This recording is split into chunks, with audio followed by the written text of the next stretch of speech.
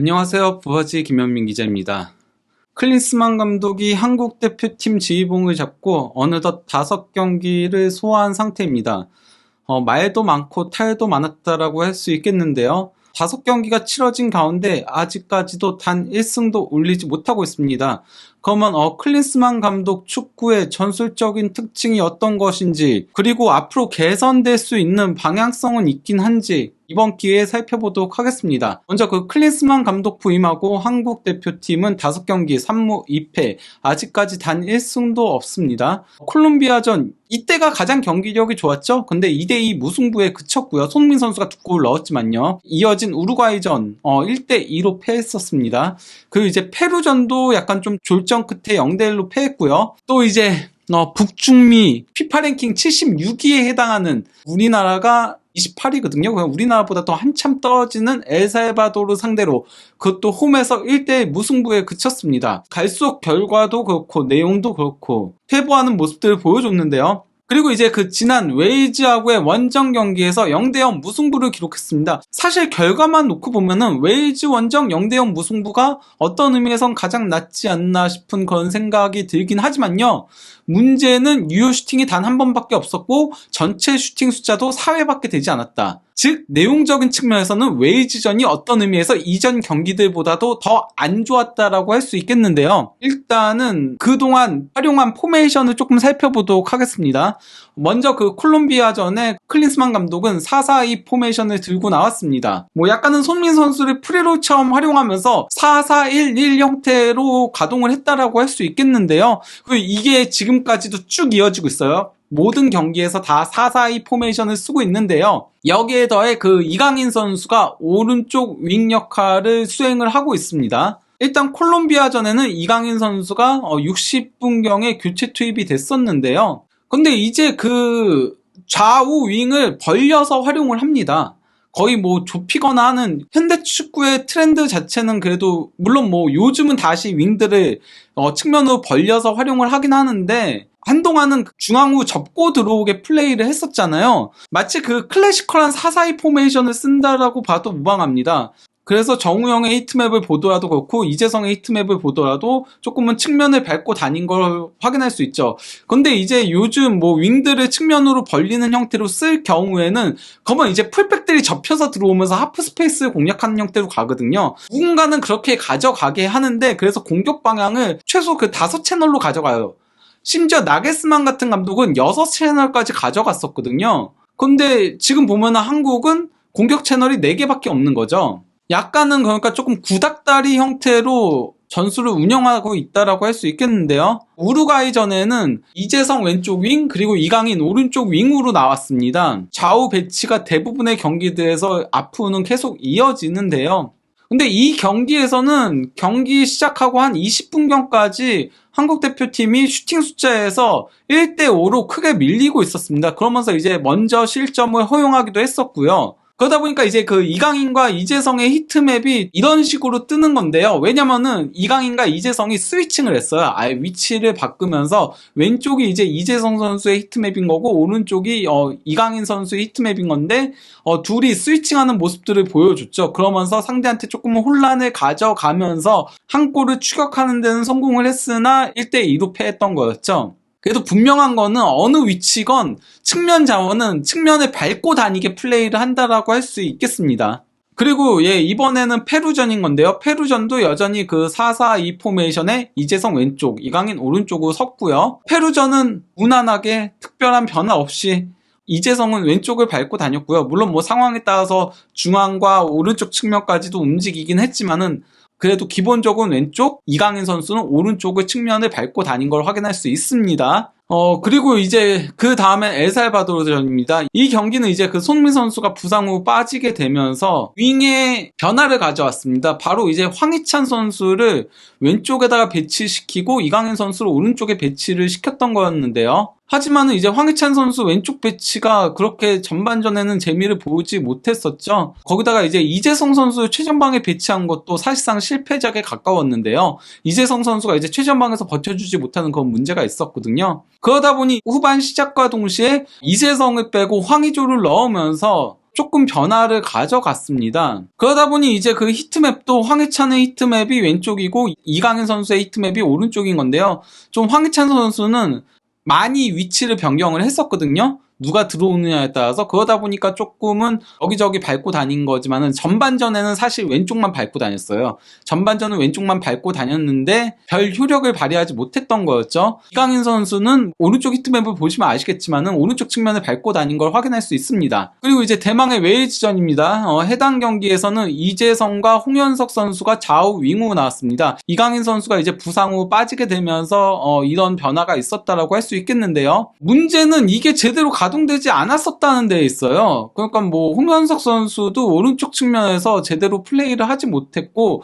이재성 선수도 약간은 조금 부진한 모습을 보이면서 그러면서 둘의 위치를 스위칭하는 장면들이 있었거든요. 하지만은 별 효력을 발휘하지 못했다. 근데 제가 이 히트맵을 보여드리는 이유는 어쨌건 간에 클린스만 감독은 측면 자원한테 측면을 밟고 다니게 한다. 조금은 중앙이나 뭐 다양한 동선 패턴을 가져가기는 하지 않는다. 좀 단조롭게 운영을 한다라는 거를 보여드리기 위해서 이걸 보여드린 건데요. 그러다 보니까 이제 그 한국의 공격이 지나치게 측면 지향적이 되고 있는 그런 모습이 있습니다. 이거는 이제 그 한국이 16강 진출을 확정지었던 포르투갈전, 그 조별리그 최종전 당시에 한국의 공격 방향 비율인 건데요. 왼쪽 측면 공격 방향 비율 38.4%, 오른쪽 34.1%, 중앙 27.5%로 상당히 공격 배분이 잘 되어 있죠. 이렇게 잘 되어 있으면은 상대 입장에서도 막기가 힘들어요. 클린스만호의 첫 번째 경기였던 콜롬비아전을 놓고 보면은 그나마 그래도 벤투호의 색채가 남아있어서 그랬는지 어느 정도는 공격 방향 비율이 나쁘지 않게는 배분이 되어 있습니다.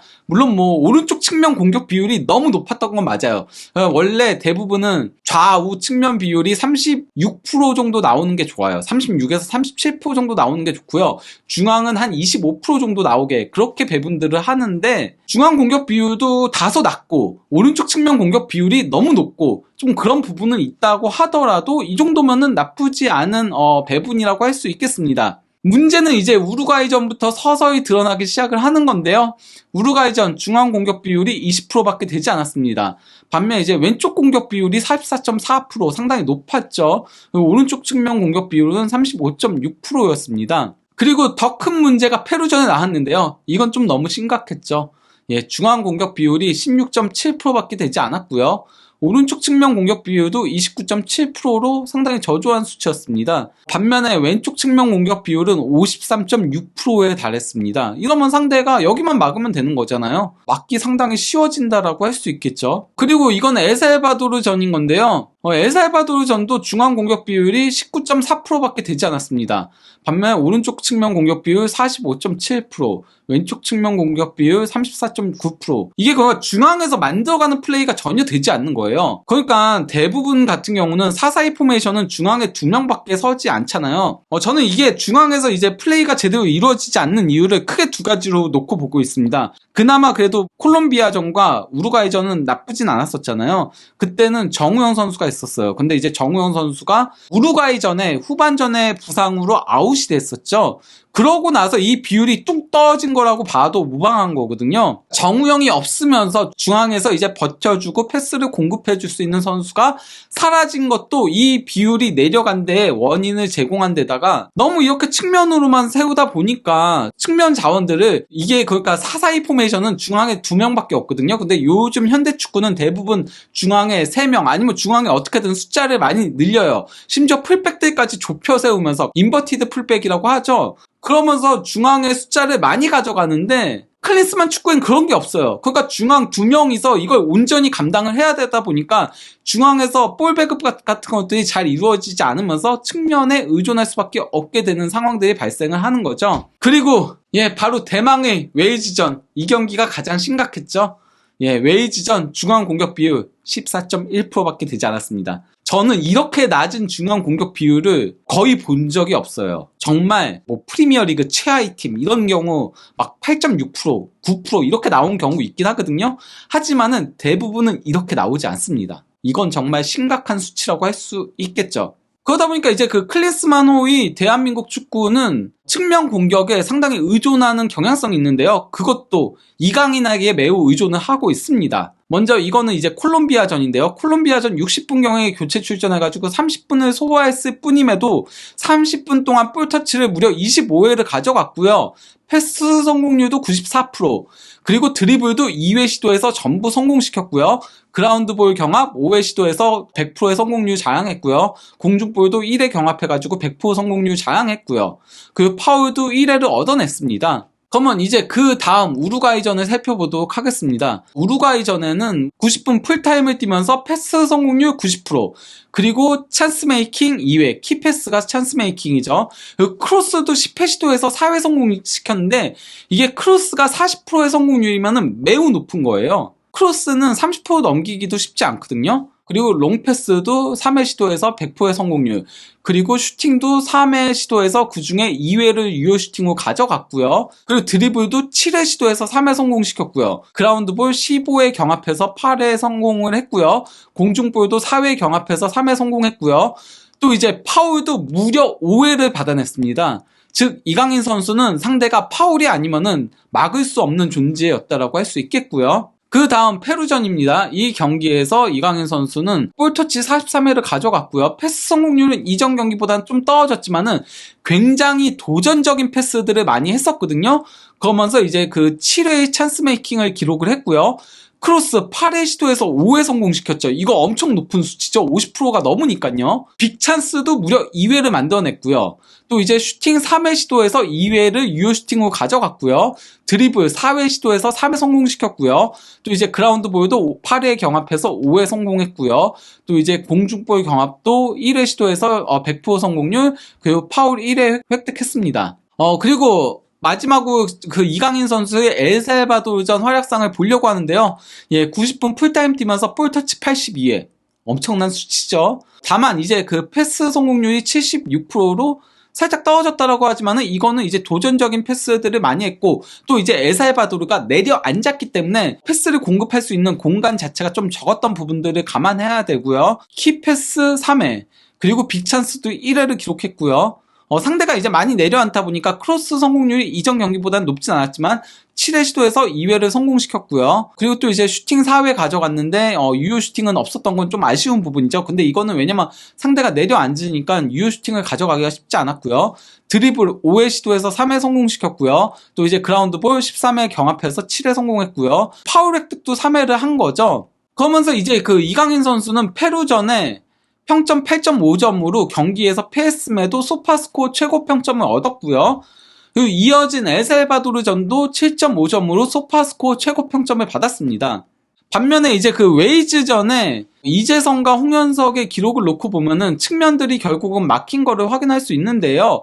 물론 뭐 그 이재성 선수 같은 경우는 패스 성공률은 92%로 상당히 높긴 했습니다. 하지만은 찬스 메이킹이 딱 한 번밖에 없었죠. 그리고 드리블도 2번 시도했는데 단 한 번도 성공시키지 못했고요. 슈팅도 단 한 번도 가져가지 못했습니다. 그리고 또 이제 홍현석 선수 같은 경우는 패스 성공률이 75%로 상당히 떨어지는 수치였고요. 찬스 메이킹 한 번 있었고 드리블 한 번 시도해서 성공시키긴 했지만은 슈팅 단 한 번도 없었고요. 크로스도 단 한 번도 시도하지 못했던 거였는데요.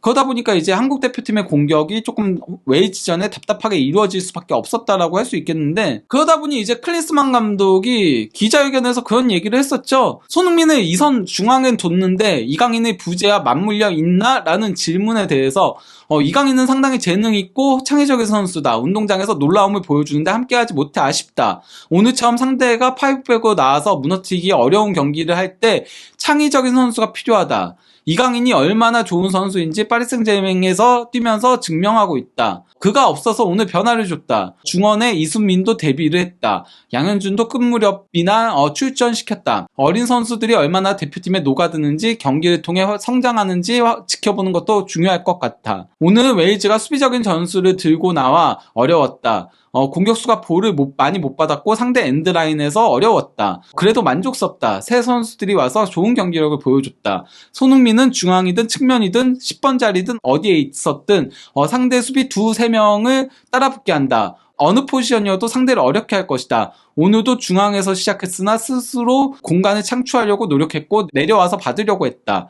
이 얘기를 놓고 보면은 손흥민 선수가 2선 중앙으로 나온 건 아니에요. 나온 거 자체는 최전방 투톱으로 나온 게 맞아요. 근데 이게 너무 볼 배급이 안 되다 보니까 스스로 내려와서 받으려고 한 거라고 클린스만 감독도 인정을 한 겁니다. 그러면서 슛포지션까지 잘 이어간 장면도 있었다. 이게 그의 위상 아니냐. 어려운 경기였으나 그의 활약에 만족한다라고 했는데 결국 이강인의 부재가 크게 두드러졌다라고 인정을 한 셈인 거예요.